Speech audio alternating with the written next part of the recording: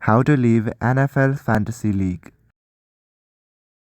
Firstly, on your browser, go to NFL Fantasy League.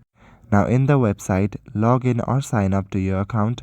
At the top of your page, you will see My Fantasy League. Select your fantasy league and you will land to this interface.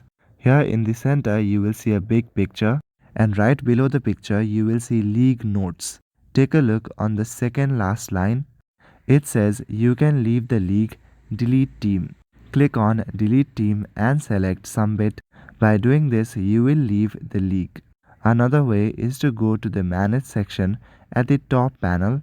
After going to the manage section, find the option edit team managers and select that. This process is helpful if you are the admin of the team.